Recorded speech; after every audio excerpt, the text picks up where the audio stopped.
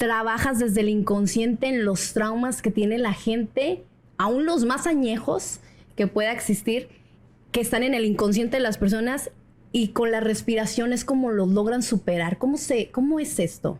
Bien, bueno, ahí hay muchísima información para darte. La primera es que cuando pasamos por un trauma, es decir, que pasamos por una situación en la cual es todo tan intenso que emocionalmente y mentalmente no podemos lidiar con ello, no tenemos los recursos.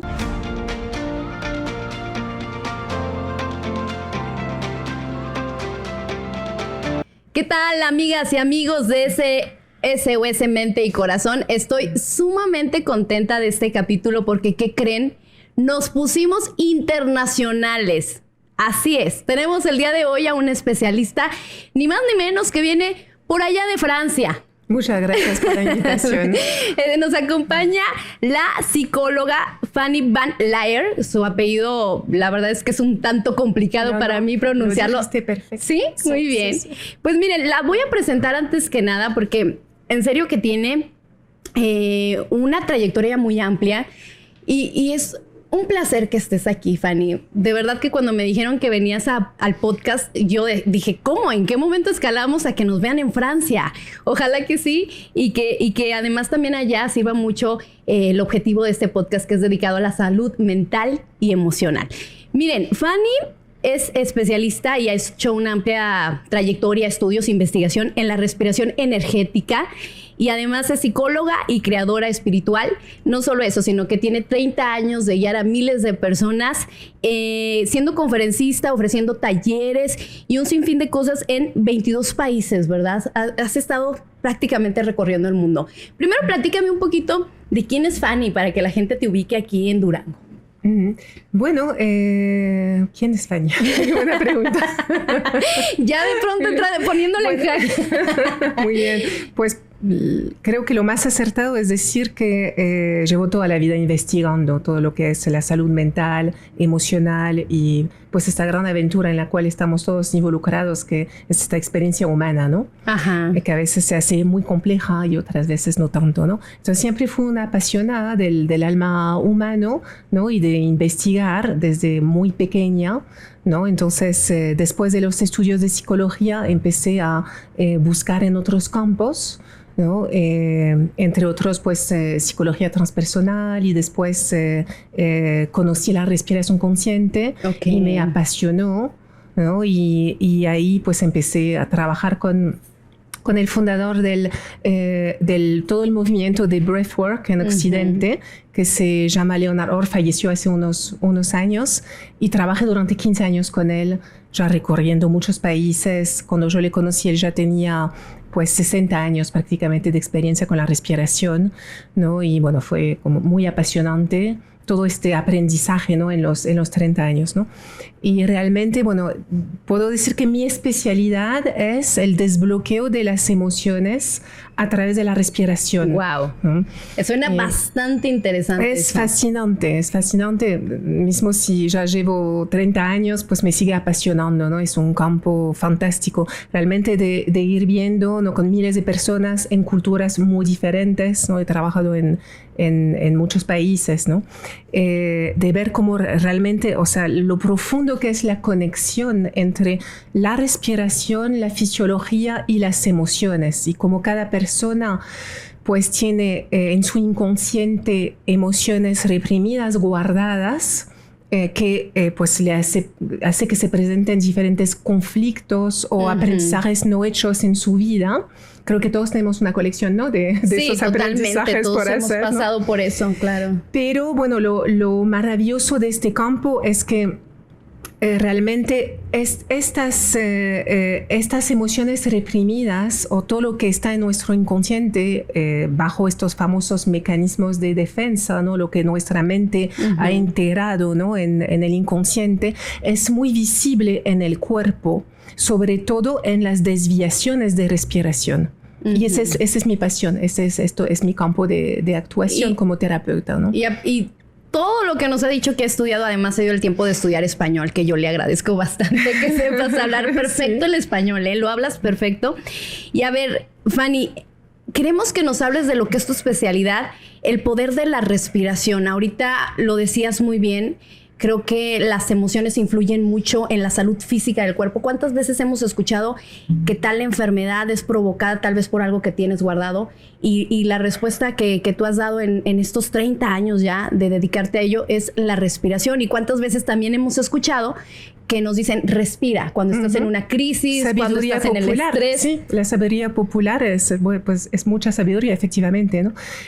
Las emociones, sí, obviamente tienen un impacto muy significativo en la salud, ¿no?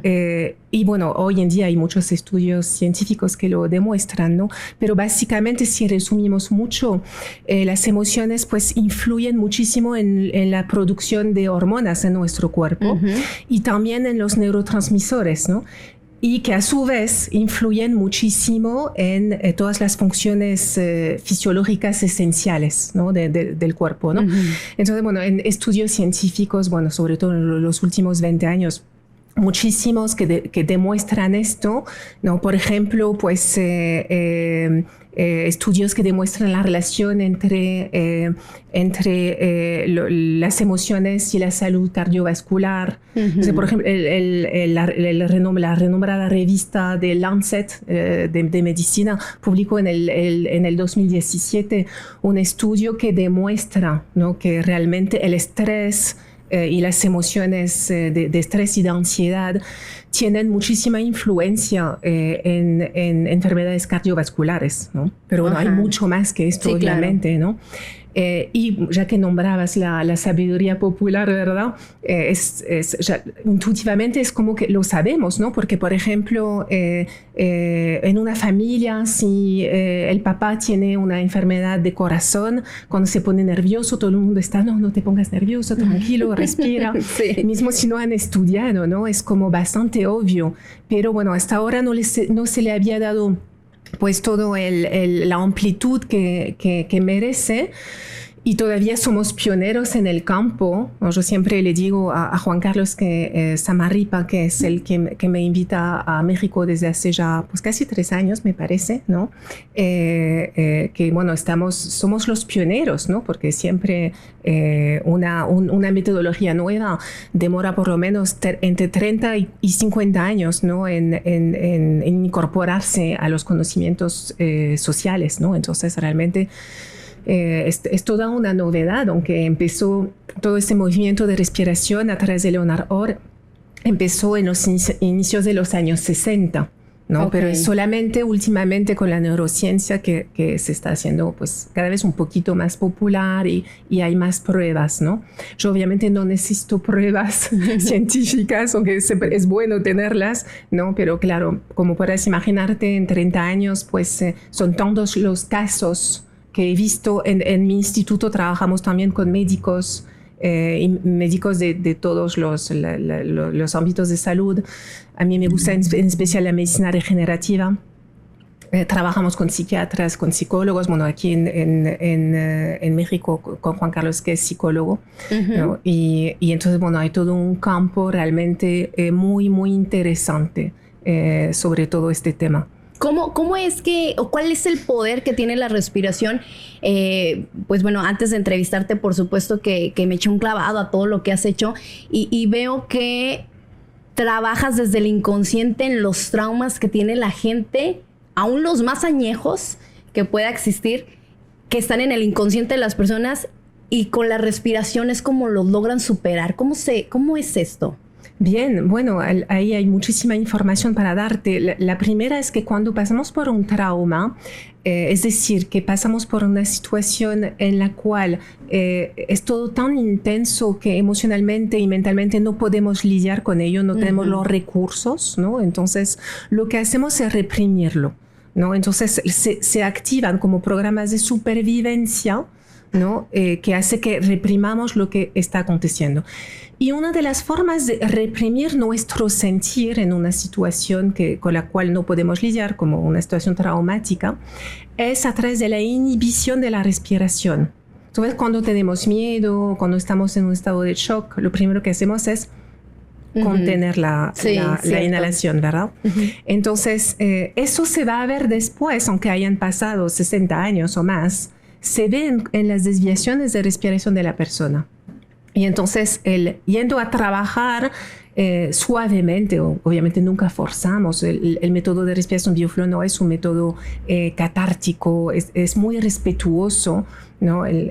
Trabajamos en zona de desafío, nunca en zona de lucha, ¿no? Okay. Y entonces vamos poco a poco corrigiendo estas desviaciones de la respiración y eso hace que la persona pueda encontrar recursos para poder sanar el trauma. Porque el trauma, de hecho, lo revive, por lo menos a nivel inconsciente, constantemente, con mucha frecuencia. Uh-huh. Y por eso, bueno, hay muchos síntomas de estrés postraumático, ¿cierto? O cuando te expones a una situación que te recuerda lo que ya atravesaste y te generó trauma, ¿verdad? Exactamente. Entonces, una de las cosas que hemos descubierto, ¿no? Y que yo obviamente he verificado pues, muchas veces, ¿no? En estos 30 años de práctica, es que cuando la persona está dentro de un trauma, respira de una determinada forma y cuando está reviviendo algo parecido, entonces la tendencia es volver a respirar de la misma manera. Es como que, por ejemplo, una persona que tiene una crisis de pánico, ¿no? Puede ser simplemente, por ejemplo, un ejemplo reciente de una alumna mía que tenía crisis de pánico recurrentes y siempre era en situaciones donde había alguna figura de autoridad masculina. Okay. Y ella no entendía por qué. ¿No? Hasta que vimos con la respiración y con la terapia de resignificación Bioflow que ella todavía tenía muchos traumas de violencia con su padre. Entonces, el estar en contacto con una figura, sea un jefe, sea una persona que tenga más o menos la edad de su padre y que sea una figura de autoridad para ella, pues ella se ponía muy nerviosa, se le aceleraba el corazón, se le aceleraba la respiración, uh-huh. Empezaba a sentir que le temblaban las rodillas y no sabía por qué. Y la razón es porque cuando la situación es parecida, entonces el inconsciente vuelve al trauma. Eso es uno de los componentes del estrés postraumático. Pero si dentro de esta experiencia cambiamos la respiración, ¿no? Porque la tendencia es volver a respirar de la misma manera que cuando aconteció el trauma. Si dentro de esta experiencia cambiamos la respiración y vamos a una respiración de tranquilidad, con conciencia en las sensaciones corporales, en las sensaciones emocionales, entonces le damos un nuevo mensaje al cerebro, que es puedo lidiar con esta situación y encontramos nuevos recursos. Okay. Porque el inconsciente, como en el caso de esta consultante, el inconsciente que está ahí solamente para ayudarnos a sobrevivir, no para ser felices. El inconsciente no sabe de felicidad, ¿cierto? ¿No? Entonces, el inconsciente cree que todavía la persona pues, no tiene los recursos, al igual que cuando era pequeña o cuando era niña, ¿no? Entonces, ahí hacemos una resignificación, ¿no? En las sesiones de respiración, Bioflow, al ir, que es muy individual, hacemos un trabajo muy de observar, trabajamos mucho primero con las lecturas de respiración, vemos cuáles son las desviaciones de la respiración de la persona, tanto en la inhalación como en la exhalación, dónde respira, dónde no respira, qué músculos está usando y qué músculos de la respiración no está usando. Okay. Y a partir de ahí vamos a poder hacer una serie de correcciones que van a hacer que todos los traumas o las emociones no procesadas de la persona que le está dando problemas al día de hoy, ¿no? Pues puedan aflorar, pero en un contexto seguro, ¿no? Y donde vamos a cambiar el ritmo de respiración para pasar como un nuevo mensaje a nuestro inconsciente y a la parte biológica y encontrar nuevos recursos para lidiar. Con ese trabajo de respiración, ¿cuánto puede tardar una persona en, digamos, ser dada de alta o sanar, como sea el término que ustedes usen para concluirlo? Bueno, depende obviamente del trabajo. Del trabajo, ¿no? Dentro de Bioflow hay muchísimas personas que ya tienen una salud mental bastante buena, No digo bastante buena porque nadie tiene un 100%. No, claro que no. Todos tenemos, ¿no? Y después, pues obviamente, pues ya hay casos más delicados, ¿no? Ahí acompañamos siempre con un psicólogo o un experto en salud mental o en algunos casos con un psiquiatra, ¿no? Y a veces con medicación, otras veces vamos retirando la medicación, ¿no? Igual que hay personas que llegan con desafíos importantes de salud y acompañamos el método de respiración con tratamientos obviamente de salud, ¿no? Entonces depende, cada caso es muy diferente. Muy, muy personal. Sí, pero lo que vemos, y esto también lo estamos viendo en México desde hace 3 años con Juan Carlos, que es un gran experto, ¿no? Y psicólogo, pues también hace, creo, como 30 años más o menos, ¿no? Que la respiración BioFlow acelera cualquier tratamiento que se esté haciendo. No, es como que va a multiplicar los beneficios. Entonces tiene que ser una respiración guiada, ¿verdad? Sí. Tiene que haber un especialista de por medio diciéndote de qué forma, en qué tiempos, con qué intensidad debes respirar. Exactamente, porque primero vamos a hacer una lectura de respiración y cada persona es un mundo, porque realmente la forma que respira una persona está toda su vida. Es muy hermoso este trabajo, porque podemos ver, pues, según dónde están, todos tenemos bloqueos, ¿no? Claro. Obviamente, a medida que la persona toma sesiones, empieza cada vez a desbloquear más el mecanismo respiratorio, que para la gran mayoría de la gente eso acontece en unas 10 sesiones máximo. A veces nosotros trabajamos, yo estoy aquí en México ahora porque estoy a punto de empezar mañana, me parece, mañana, sí, ¿verdad? Mañana. Tenemos staff, tenemos invitados, hay público en vivo además. Está muy bueno tener público en vivo. Empezamos mañana un seminario de 7 días, ¿no? Entonces las personas ahí hacen 6 sesiones, ¿no? Y ya vemos transformaciones muy hermosas. Está muy interesante todo lo que nos estás platicando, Fanny. Y además de todo eso, eres escritora. Aquí nos trajiste un ejemplar de tu libro. Que trata... mi penúltimo libro, sí. ¿Cuántos tienes ya? 6 libros. 6 libros. Sí. O sea, has estudiado muchísimo y todavía te da el tiempo de escribir. ¿Qué tal, se trata de la inteligencia emocional. Qué importante tener ese conocimiento. Ahora, ¿cómo defines tú lo que es la inteligencia emocional y qué tanto la gente sí lo tiene? Por ejemplo, en México, ¿qué tanto consideras que la población tiene esa inteligencia emocional? Eso es una pregunta muy difícil. Además, no conozco tanto México porque he venido unas cuantas veces ya, pero es principalmente pero en general, por el trabajo, ¿no? La gente es difícil todo. Bueno, ahora cada vez más afortunadamente se están interesando por la salud mental y emocional. Sí, bueno, a nivel mundial estos trabajos son trabajos pioneros, ¿no? Entonces, yo considero que en todo lo que es salud emocional, inteligencia emocional, a nivel internacional estamos en el inicio, ¿no? Entonces somos bebés todavía, estamos como aprendiendo a caminar. Somos pioneros en esto, ¿no? Entonces hay mucho que hacer realmente, ¿no? Además, desde BioFlow, la inteligencia emocional la llevamos a la conciencia del cuerpo también, a la conciencia, o sea, no solamente la conciencia de las emociones, sino también la conciencia corporal, la conciencia mental, la conciencia espiritual y la conciencia respiratoria, ¿no? Entonces, no es solamente trabajar la parte emocional sin considerar, o sea, consideramos todas las dimensiones humanas. Eso hace que se acelera muchísimo el proceso. Porque, en general, respondiendo a tu pregunta, la gran mayoría de las personas no conocen bien sus emociones, ¿no? Y por lo tanto no saben manejarlas, ¿no? Vemos el índice en todos los países, el índice de depresión, de ansiedad es altísimo. Y la depresión, por ejemplo, pues es acumulación de tristeza y no saber lidiar con la tristeza. O sea, como la persona no sabe lidiar con la tristeza, la reprime y se acumula. Y no podemos reprimir para un tiempo indeterminado. Claro. ¿No? Entonces, tarde o temprano va a salir. La ansiedad es miedo acumulado. ¿No? O sea, la persona no aprendió a lidiar con el miedo. En psicología clásica se considera que hay más o menos unas 250 emociones humanas, ¿no?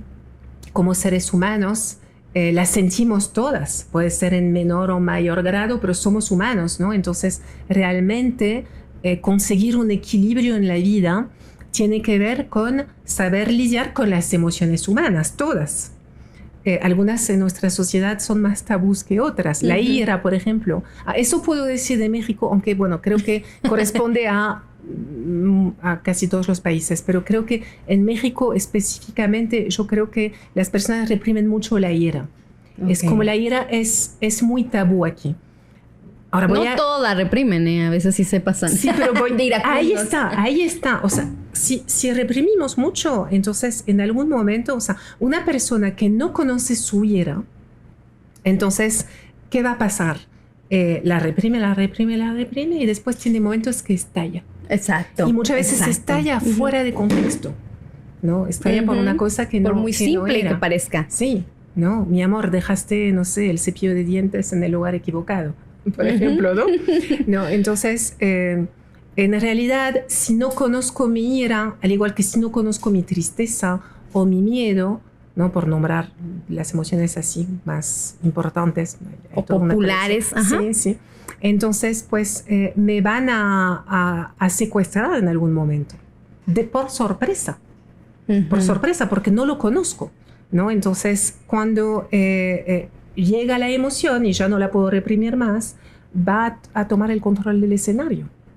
Y entonces, ya en este momento, yo soy la emoción, yo soy la ira y exploto y digo cosas que seguramente pues, no me van a dar un buen resultado, no fue una decisión consciente, fue una decisión tomada en piloto automático y que me va a dar resultados. O sea, cuando la persona explota de ira, no es consciente de las consecuencias.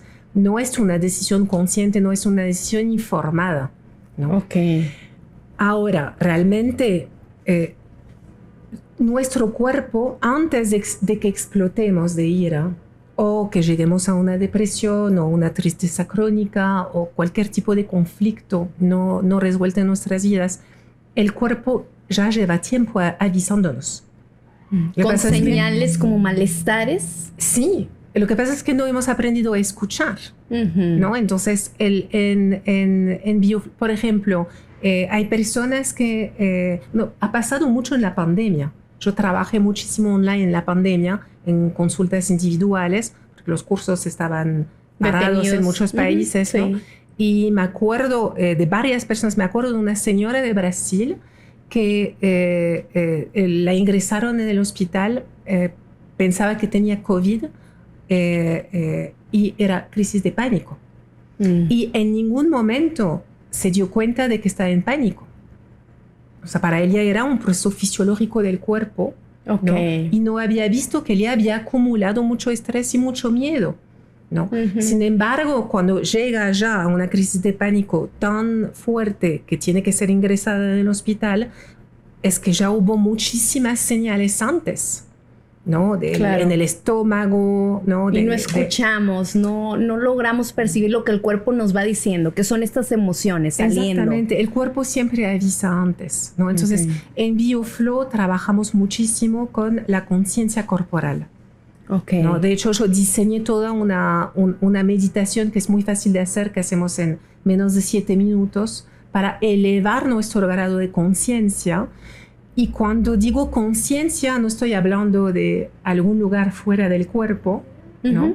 Sino estoy hablando de conciencia corporal, conciencia emocional, conciencia mental, conciencia espiritual o conciencia de nuestros valores y conciencia respiratoria, ¿no? Entonces, cuando aplicamos estas 5 conciencias, entonces podemos resolver la gran mayoría de los conflictos que tenemos en la vida. Porque hasta, no sé, por ejemplo, otro ejemplo de la pandemia, traté a una persona que, acompañada por su psiquiatra en Brasil también, que tenía un problema de anorexia bulimia. Trabajamos en equipo con la psiquiatra que también se formó en mi instituto en Brasil.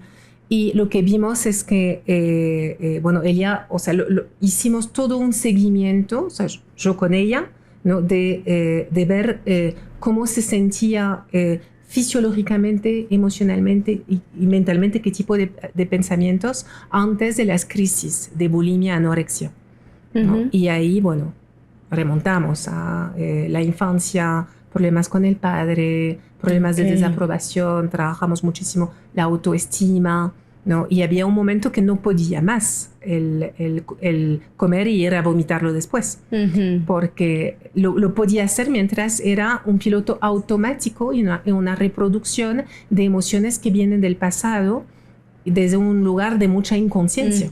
Ahora, colocamos conciencia, es como fumar, ¿no? Las personas que, creo que la mayoría de nosotros hemos probado fumar cuando éramos adolescentes, ¿no?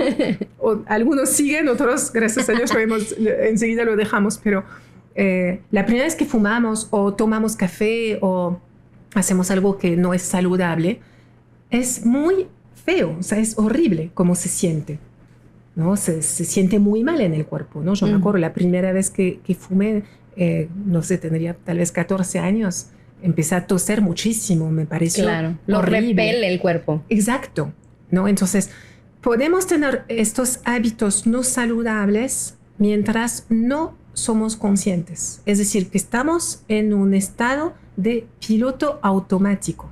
Estamos como fuera de nuestro cuerpo.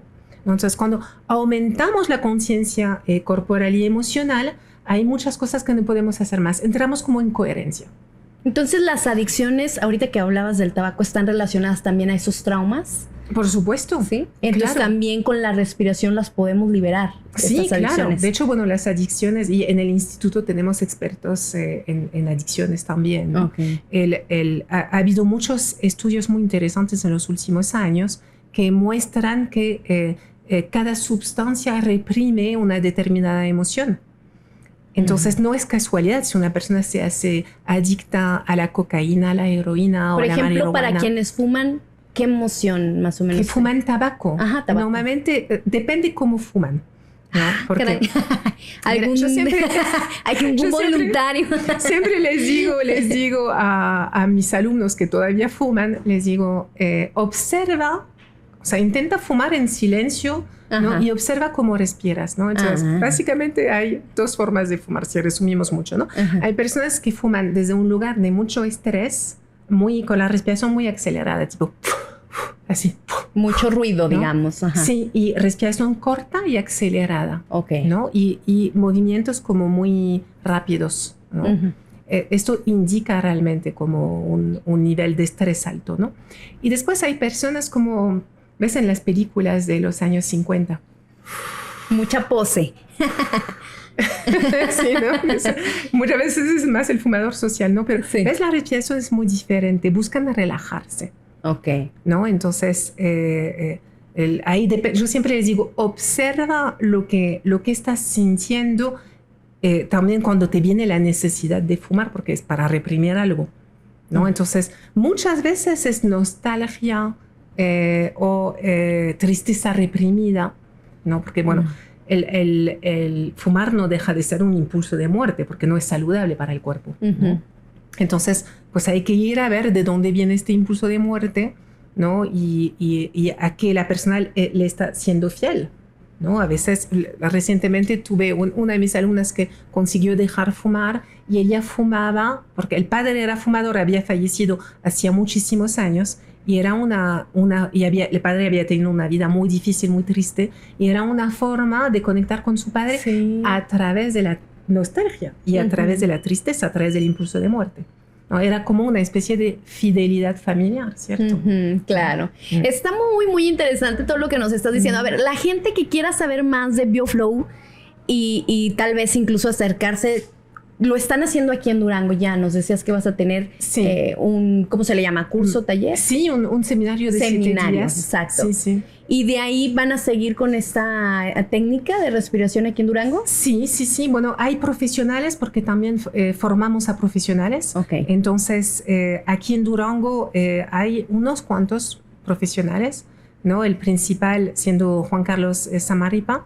Pero, bueno, hay más personas maravillosas que están trabajando. Hemos dado seminarios en Guadalajara también. Bueno, ya en México ya hay unos cuantos profesionales BioFlow, ¿no? Y después yo suelo venir 2 o 3 veces al año. Juan Carlos también está dando algún seminario, ¿no? Que todo es tanto a nivel personal como a nivel profesional, ¿no? Las personas siempre, obviamente, para ser profesional, las personas primero pasan por su proceso personal. Claro. No podemos enseñar lo que no hemos experimentado, ¿cierto?